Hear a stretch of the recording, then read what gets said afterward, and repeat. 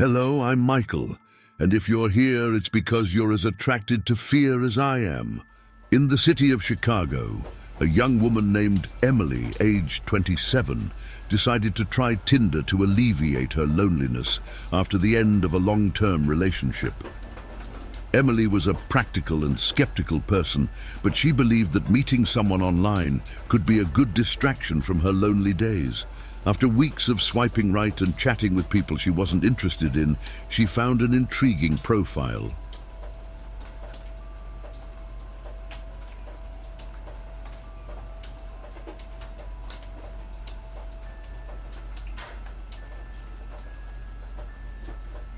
His name was Daniel, a charming man with travel photos, a welcoming smile, and descriptions that showed good humor. He seemed perfect, maybe even too good to be true.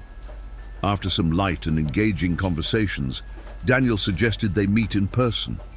He seemed to know the best places in Chicago and suggested a low-key, cozy bar in a nearby neighborhood.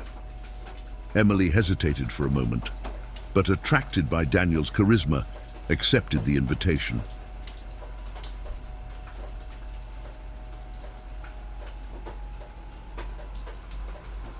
On the night of the date, Emily chose a simple dress and went to the agreed location.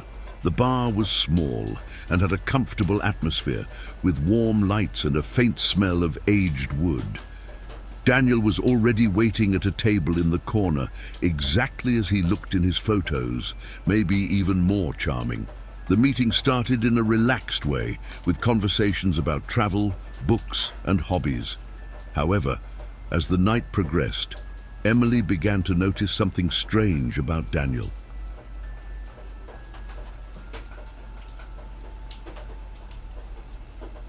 He knew details about her that she hadn't mentioned on the app, like her best friend's name and where she worked. She tried to ignore the growing discomfort, but her intuition told her something was wrong. Emily tried to maintain her composure as Daniel continued speaking confidently, as if they had known each other for years. She rationalized the details he knew, thinking maybe he had researched her on social media.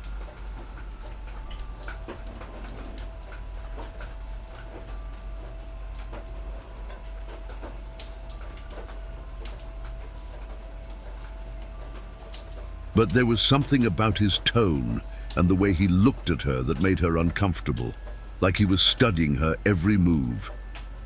Throughout the conversation, Daniel began to ask more personal questions. He asked about her family, if she lived alone, and even mentioned the neighborhood where she lived, something Emily was sure she hadn't mentioned.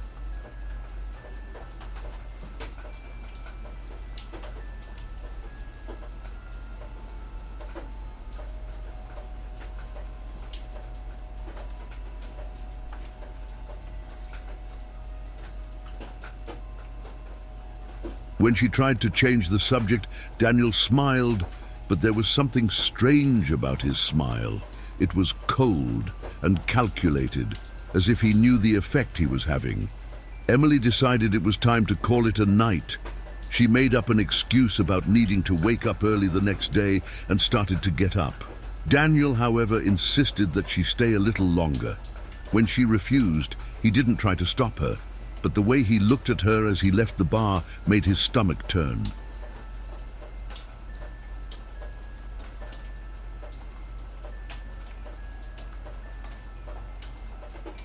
When Emily arrived at the parking lot, she realized she had forgotten her cell phone on the table. Reluctantly, she went back to the bar to get it, but when she got there, Daniel was no longer at the table. The cell phone was on the table, exactly where she had left it. But when she unlocked it, she realized something was wrong. Her messaging history with Daniel on Tinder was gone, as if he had never existed. Confused and scared, Emily quickly left the bar and got into her car.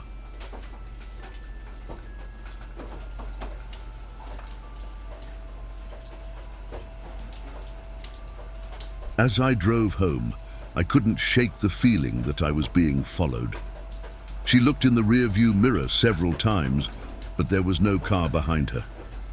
When he arrived at his apartment, He locked the door more carefully than usual and checked all the windows. Trying to calm down, she convinced herself that she was just paranoid.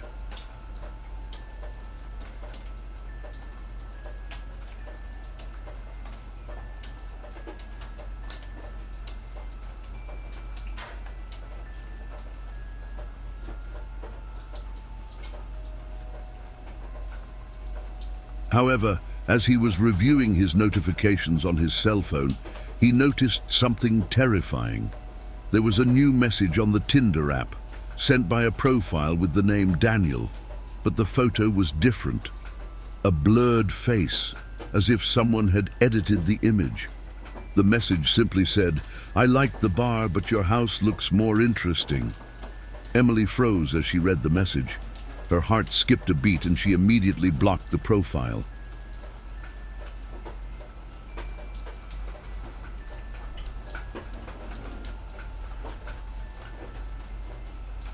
Then she checked all the locks in the house again and decided to call a friend, but the call didn't go through. As he tried to call, he heard a sound coming from the apartment hallway. It was the sound of footsteps, slow and calculated, as if someone were moving deliberately. She looked through the peephole, but there was no one there.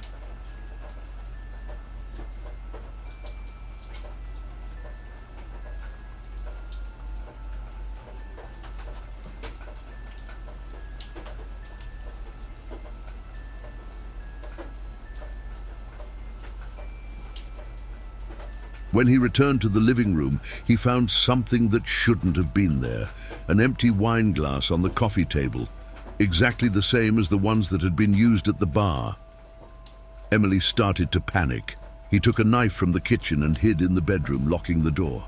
She tried to send messages to the police, but the messaging app on her cell phone was frozen. It was then that she heard a sound coming from the bathroom. The tap was running, slowly pouring water.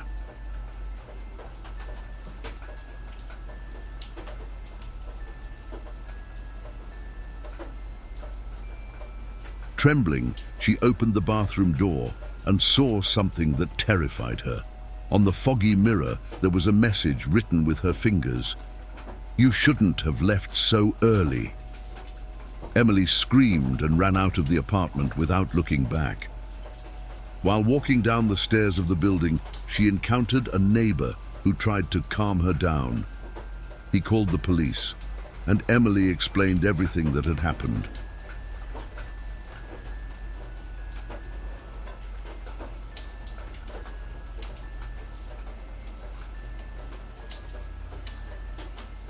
When police arrived, they investigated the apartment but found no signs of a break-in or anything out of the ordinary. The message on the mirror was gone, the wine glass was no longer on the table, and the locks were intact. The police said she was probably very stressed and advised her to rest. Reluctantly, she returned to the apartment, but when she entered, she found her cell phone on the table with a new Tinder notification. The message read, "I hope you enjoyed your visit."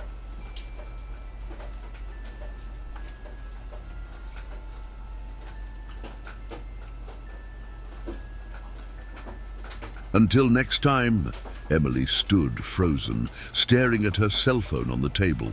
The new Tinder message seemed to vibrate in his mind, echoing the growing feeling that something was terribly wrong. With shaking hands, she deleted the app, hoping that would free her from whatever was going on. But even without the app, notifications kept popping up, flashing at the top of the screen with messages from a sender that now only appeared as an empty icon.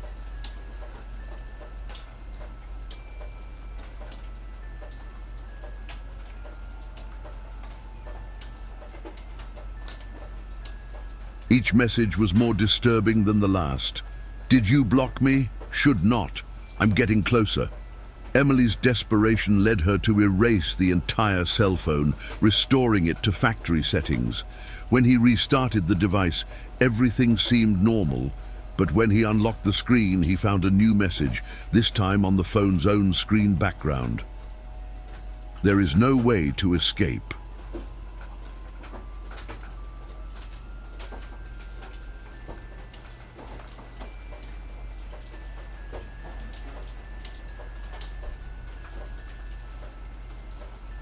After trying unsuccessfully to find a logical explanation for what was happening, Emily decided to leave the apartment. She needed to get away, find a public place where she could feel safe. Driving through the streets of Chicago, she noticed something strange. The streets were deserted. There were no cars, pedestrians, or any sign of life. Even at the busiest intersections, everything was still, as if the entire city had been frozen in time.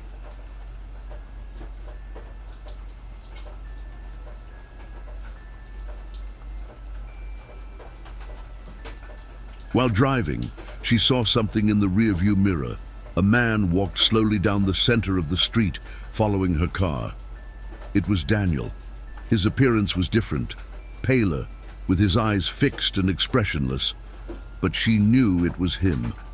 She sped up, trying to get away, but every time she looked in the rearview mirror, he was getting closer, like he was moving faster than possible. Emily finally spotted a gas station with its lights on.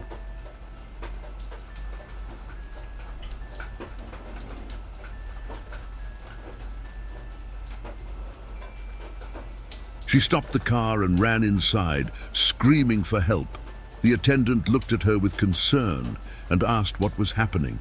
She explained everything quickly, but before he could react, the station's lights began to flicker. Emily looked outside and saw Daniel standing next to her car.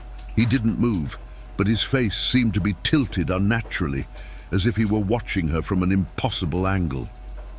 Suddenly, the attendant was no longer there.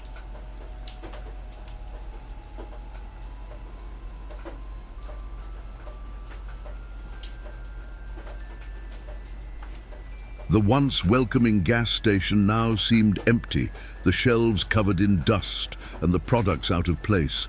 Emily tried to get out the door, but it was locked. When he looked back, he saw something written in blood on the mirror above the liquor shelf. "You can run, but you can't escape." While trying to find a way out, Emily heard footsteps approaching. They weren't normal footsteps. The sound was metallic, as if something was being dragged.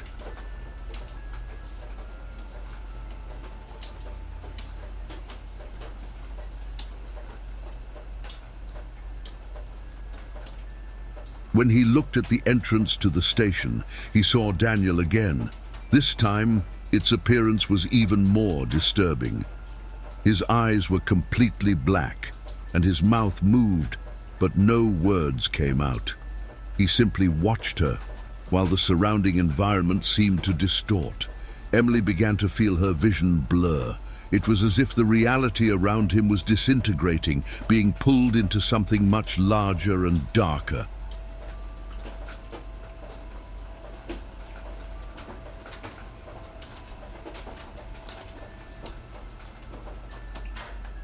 She tried to run to the back of the station, but found a hallway that shouldn't be there. The space was infinite, the walls covered in bloody handprints. As she ran, she began to hear laughter and whispers, all with the same voice as Daniel. At the end of the corridor, there was a door. Emily opened it with all her might, but what she found was terrifying. It was her own apartment, exactly as she had left it. Daniel was sitting in the living room chair, smiling at her.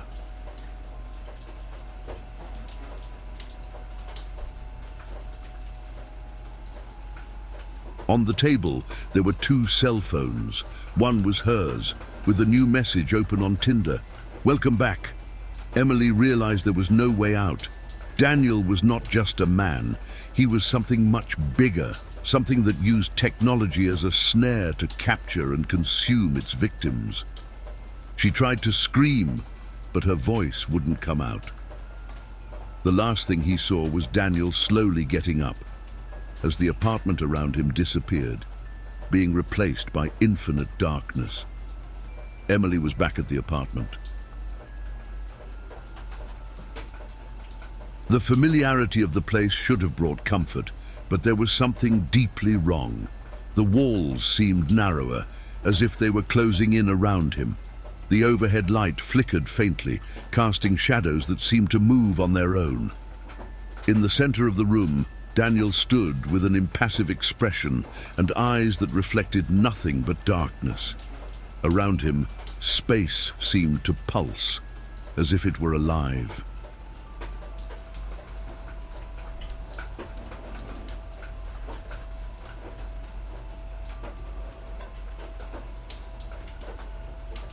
The sound of her breathing was the only noise in the room, drowning out any other thoughts in Emily's mind. Emily tried to concentrate. She needed to find a way to get out of there. He looked at the front door, but the way was blocked. Not physically. It was still there, intact, but the air around the door felt thick, like an invisible barrier keeping it trapped.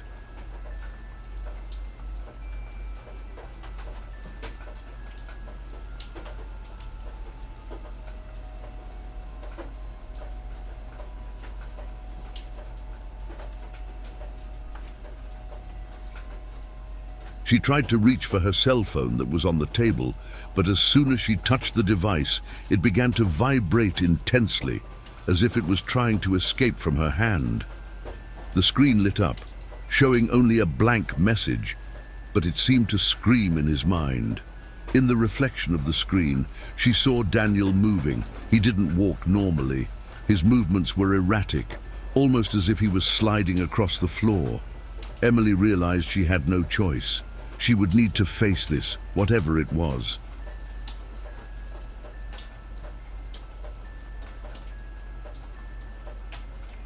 He grabbed a nearby lamp and held it like a makeshift weapon, but when he advanced towards Daniel, he disappeared. The room was completely silent. She looked around, trying to locate where he could be, but all she saw was the distorted reflection of herself in the living room mirror. His own image did not match his movements, and then, suddenly, the reflection smiled. Daniel reappeared behind her. He was closer now, his head cocked to the side, watching her curiously.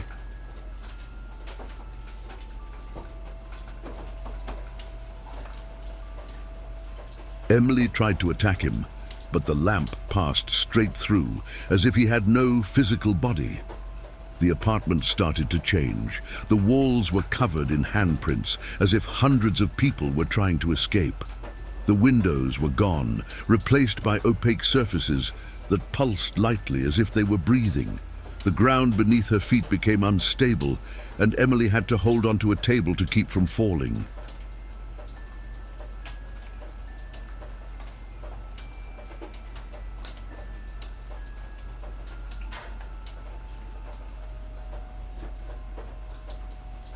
She realized that the entire apartment was turning into something alive, something that was slowly swallowing her.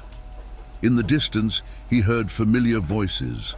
They were the voices of his friends and family, but they were all distorted, calling his name in tones that mixed pleading and anger.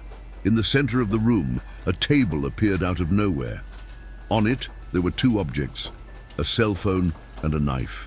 Daniel, now closer, pointed to the table as if offering a choice.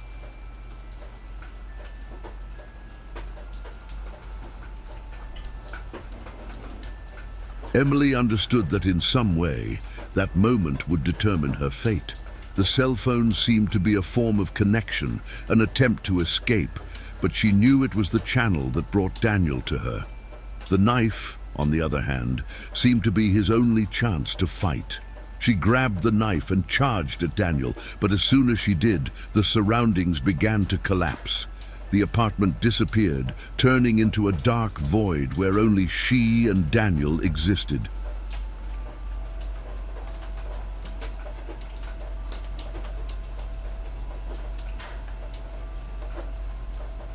Emily attacked Daniel with all her strength. The knife pierced his form, but he didn't react. Instead, he began to smile, and his voice echoed in the darkness. "You have already chosen me." Emily felt a deep pain in her chest. Looking down, she realized that the knife she had used against Daniel was now in her own body. Her hands shook as she tried to free the object but couldn't. Daniel disappeared once again, leaving her alone in the void.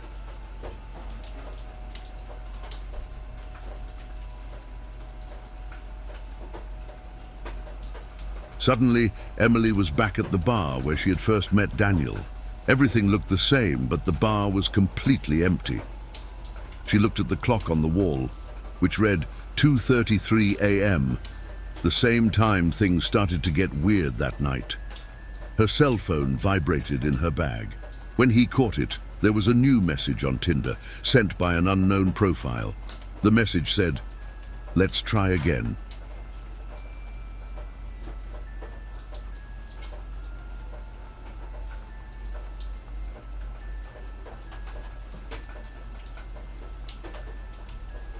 Emily realized she was trapped in an eternal cycle, doomed to relive that encounter over and over again, with less and less control over her destiny. Emily was back at the bar. The room felt exactly as it had before, welcoming, with warm light and calming ambient music. However, the place was empty, except for her and Daniel, who now occupied the same table in the corner. She knew what was happening. I knew it wasn't the first time, and it wouldn't be the last.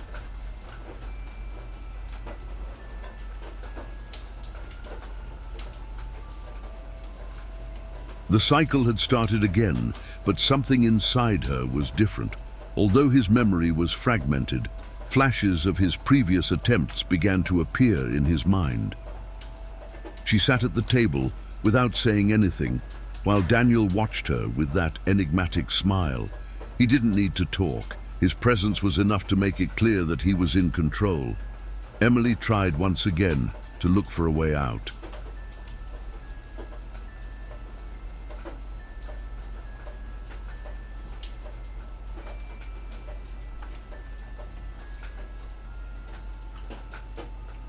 He looked at his cell phone, but it now only showed Daniel's Tinder profile with the same message repeated, "Ready to start again?" She got up, but the bar seemed bigger, with hallways that shouldn't exist. Each door he opened led back to the table where Daniel waited patiently. The clocks on the walls were stuck at 2:33, and the ambient music began to sound distorted, as if it were being played backwards. In the bar's bathroom, Emily found a broken mirror.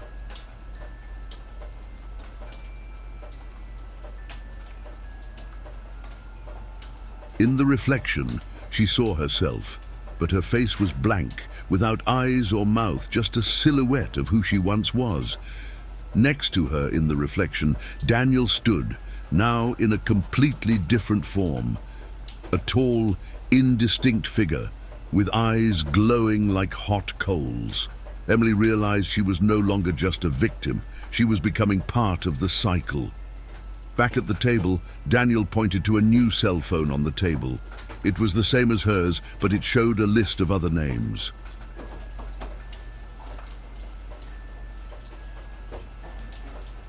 Each name had an associated Tinder profile, and Emily realized it was other people being drawn into the same cycle. When she tapped the screen, a message appeared. "Choose next." Emily realized that now she wasn't just a player, she was part of the system. Left with no choice, Emily selected a name from the list. Immediately, the environment around him changed.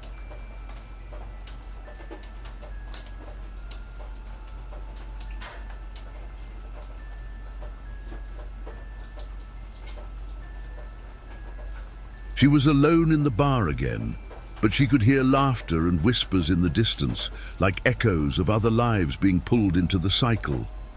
Outside, a new customer walked in, looking around curiously. Emily knew what was coming next. In another city, another Tinder showed Daniel's profile to a new user.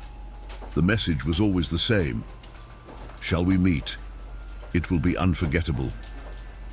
The cycle continued, and Emily was now part of it, forever trapped in a game she couldn't win. Before we go any further, if you like my content like the video, subscribe to the channel and tell me in the comments what time you dare to listen to these macabre stories. Now, without more interruptions, let's move on to the next story. In the bustling city of Los Angeles, where loneliness can be suffocating even among millions of people, Sophie, a 26-year-old woman, decided to try her luck on Tinder. After months of slip-ups and frustrating dates, she found someone who seemed different. His name was Ethan, and his profile was simple but intriguing. Ethan's photos showed a man with a charismatic smile and a penetrating gaze. His bio said something cryptic. Sometimes it's in the unknown that we find what we need. Sophie was intrigued and swiped right. Within minutes, the two matched. Ethan was direct and confident, starting a conversation that quickly caught Sophie's attention. He wasn't like the others who got stuck in monotonous conversations. He seemed genuinely interested in her. After a few exchanges of messages, he suggested meeting at a discreet cafe in the city center. Sophie hesitated. There was something that seemed different about him.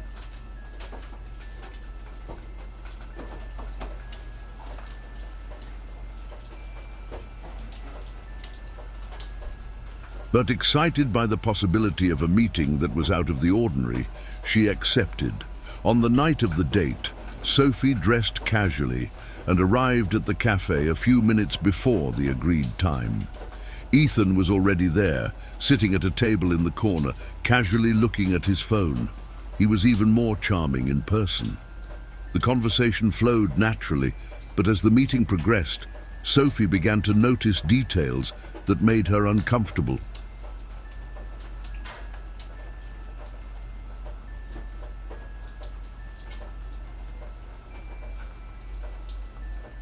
Ethan seemed to know things about her that she never mentioned on the app. As the conversation continued, Sophie noticed that Ethan was making observations that didn't make sense.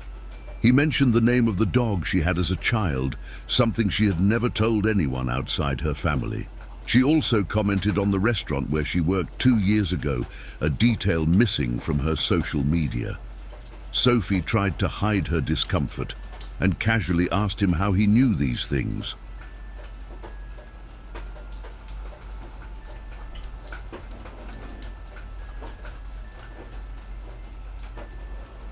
Ethan gave a calm smile and changed the subject, deflecting with a question about his favorite song. Sophie laughed awkwardly and responded, but her mind was already on alert. After coffee, Ethan suggested walking to a nearby park. Sophie hesitated, but the busy street felt safe, so she agreed. During the tour, he seemed to know the route perfectly, even though he claimed he wasn't from the area. When they passed a fountain in the park, Ethan stopped and looked directly at Sophie. The silence between them was heavy. Then he said something that made her stomach turn. "It's strange, isn't it? Feeling like someone knows you better than you know yourself." Sophie tried to hide her uneasiness with a nervous smile and invented an excuse to end the meeting. Ethan didn't try to stop her, but as they said goodbye, he whispered, "See you soon." When Sophie arrived home, the feeling of discomfort persisted.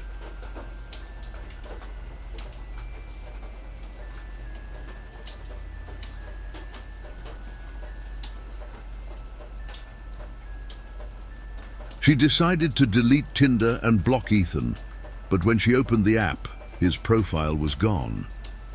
Not just Ethan's, but also his conversations, and even the match record. Trying to convince herself it was just a technical error, she hung up the phone and tried to relax. But during the night, she woke up with a strange feeling, as if she were being watched. As he looked out the window, he saw a figure on the other side of the street.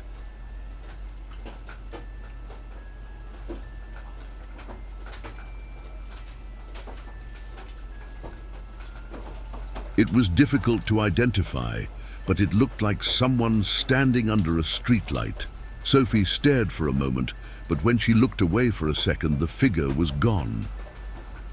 The next day, Sophie tried to forget the incident, but strange things started to happen. His television turned on by itself, always tuned to an empty channel that emitted only static. On her bathroom mirror, there were finger marks, as if someone had pressed their hands against the glass.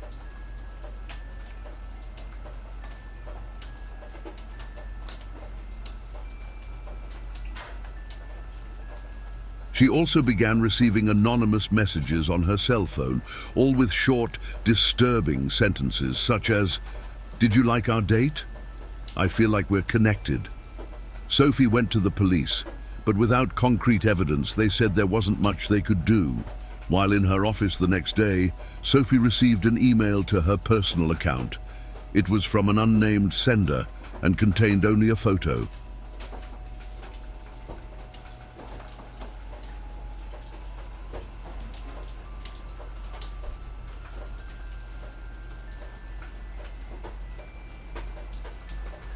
When he opened the image, he saw something that made his breath stop. It was her, taken from her own apartment through the window while she slept on the couch. At the same time, a message appeared on his phone. "You left the curtain open. Thank you for that." Sophie ran home, but when she arrived, there were no signs of a break-in. However, her bed was messy and the bathroom door was open, even though she was sure she had left it closed.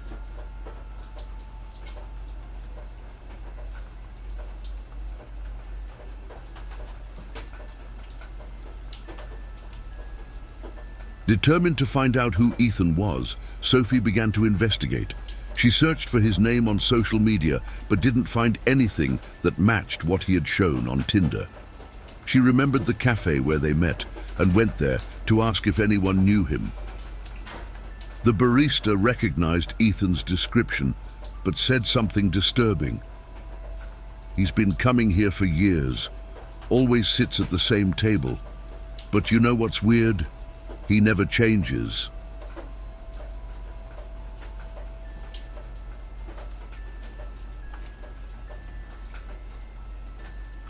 "It looks exactly the same since I started working here, and that's been 5 years. Sophie realized that Ethan wasn't who he said he was. Something much darker was at play. That night, Sophie heard a loud sound coming from the living room. When he went to check, he found the door to his apartment open and, on the floor, an envelope with his name written in hand. Inside was another photo, this time of Ethan standing in his kitchen, looking directly into the camera.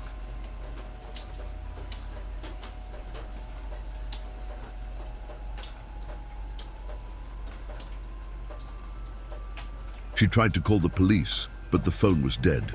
When she ran to the door, she found Ethan standing in the hallway, smiling, but his eyes were different, completely black, with no pupils. The nightmare was just beginning. Sophie froze, staring at Ethan standing in the hallway. He was motionless, but the air around him seemed distorted, as if he was emitting a reality-altering energy. The smile on his face was a mix of satisfaction and something deeply disturbing.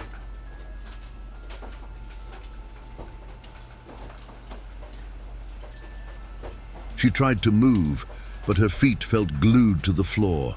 His body was frozen not from the cold, but from pure terror. When she finally managed to take a step back, Ethan tilted his head slightly, as if studying her reaction. Suddenly, the apartment door closed on its own with a bang, locking Sophie inside. The sound echoed through the room, but Ethan was no longer in the hallway.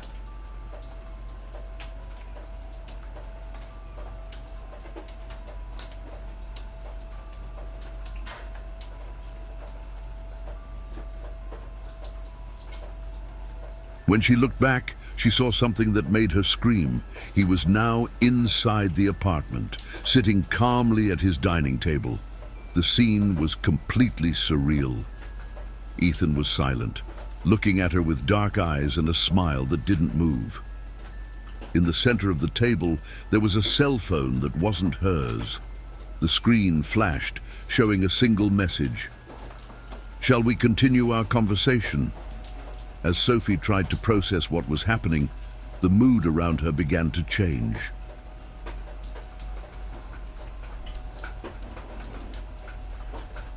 The walls of the apartment, previously decorated in neutral tones, began to darken, as if they were consumed by a growing shadow. The windows were gone, replaced by mirrored surfaces that reflected not the current surroundings, but disturbing scenes of Sophie at different points in her life. Walking down the street, working in the office, sleeping in her bed. She realized that she had been being watched for much longer than she realized.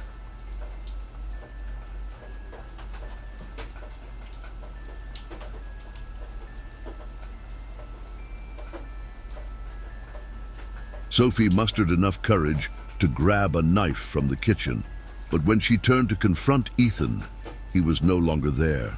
Instead, the dining room was completely empty, except for the cell phone that still glowed on the table. As he got closer, he saw that the screen was now showing a video. In the clip, she herself was walking around the room moments before, as if someone was filming.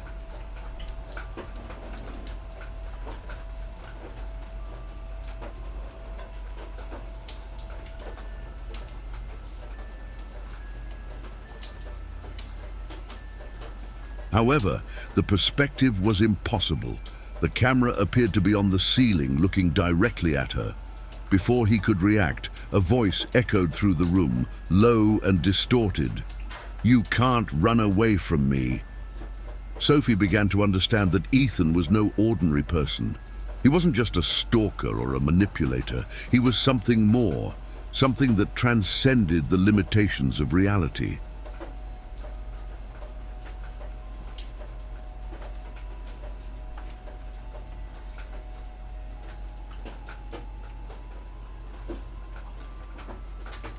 She remembered what the barista had said about Ethan never changing in 5 years and realized he was a predator, a being who used Tinder as a tool to attract victims, consuming their lives in ways she still couldn't understand. While trying to find a way out, Sophie noticed that the layout of the apartment had changed. The doors now led to long, dark corridors that seemed to have no end.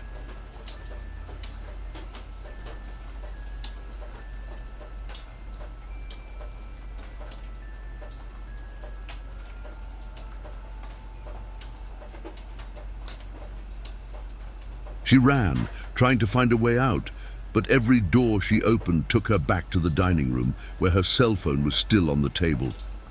When he finally stopped, panting, he saw Ethan standing at the end of one of the hallways. He didn't move, but the shadow around him seemed to grow, swallowing the space around him. His voice echoed again, this time clear and firm. "You made your choice the moment you swiped right."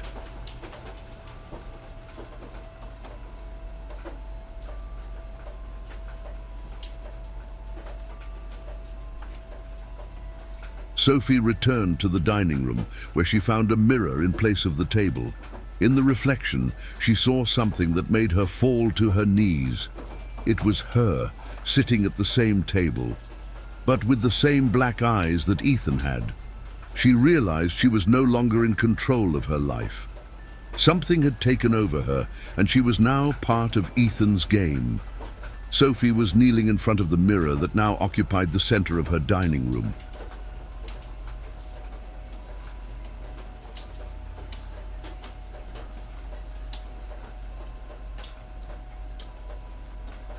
Her reflection, sitting at the table with black eyes and a blank expression, seemed to mock her. The air around her was heavy, suffocating, and she felt like she was on the verge of losing her sanity. She tried to move away, but the mirror seemed to attract her like a magnet, forcing her to look inside. The reflected images began to change, showing scenes from moments in Sophie's life that shouldn't have been possible. Her childhood, her first job, even the night before at the cafe with Ethan.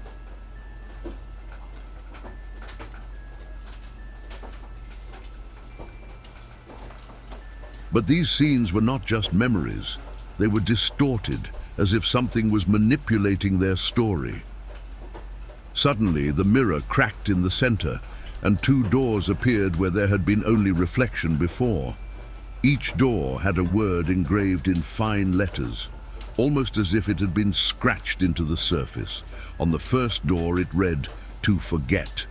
On the second door, "Confront." Sophie felt that her choice was not just literal, but metaphorical.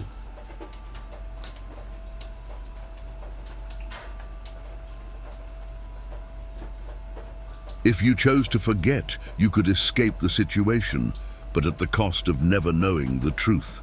If she confronted him, she would have to face Ethan and whoever he was, running the risk of never leaving there again. She hesitated for a long moment before choosing the door marked "Confront." Behind the door was a narrow, dark corridor, lit only by small candles placed at regular intervals.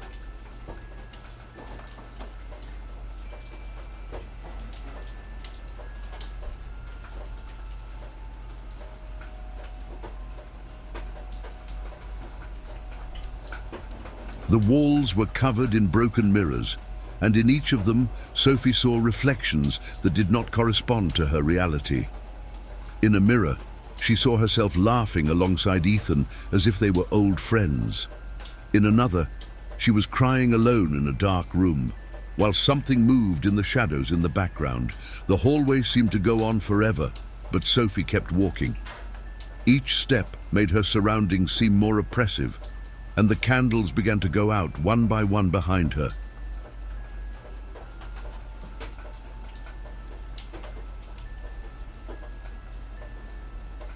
At the end of the hallway, Sophie ran into Ethan again. He was standing in front of a large window, but the view beyond the glass was impossible. It wasn't the outside world, it was an infinite void, with dark shapes slowly moving like shadows in an endless ocean.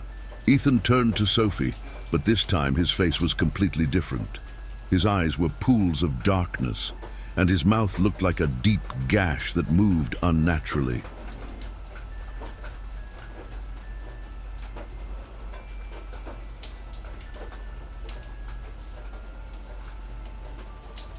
His voice echoed in the hallway. "You came here because you want answers, but the truth is, you already know who I am. I am what you chose the moment you opened the doors of your life to the unknown." Ethan reached out his hand, and a screen appeared between them, floating in the air. The screen showed Sophie's Tinder profile, but with one scary difference. Next to each name she swiped right, there was a date.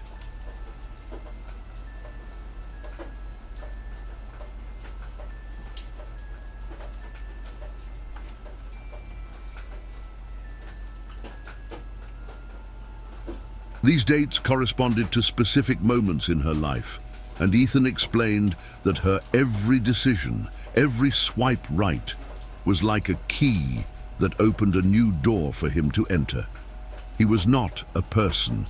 It was an entity that fed on people's choices, manipulating their lives to create cycles of suffering. "I am the reflection of what you fear, what you desire, and what you never wanted to face. You didn't just choose a date, you chose me." Sophie realized there was no going back.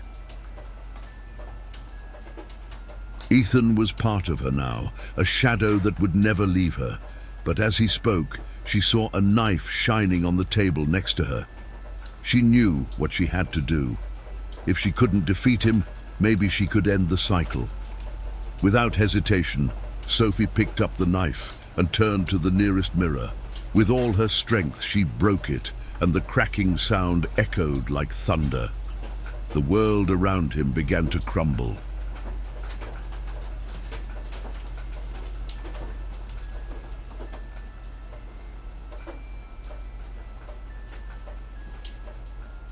The walls of the hallway turned to dust, and the darkness began to swallow everything. Ethan screamed, but it didn't sound like pain. It sounded like triumph. When Sophie opened her eyes, she was back in the cafe where she had met Ethan. The place was empty, except for a table in the corner where a cell phone glowed. As he approached, he saw that the cell phone was showing Tinder, with Ethan's profile still active. She looked around, but the cafe was silent.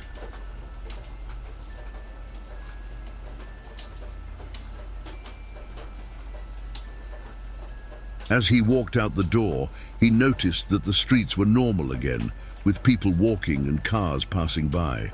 For a moment, she thought she'd escaped, but when he checked his own phone, there was a new message on Tinder. Do you think it's over? Choose again. Sophie realized the cycle would never end.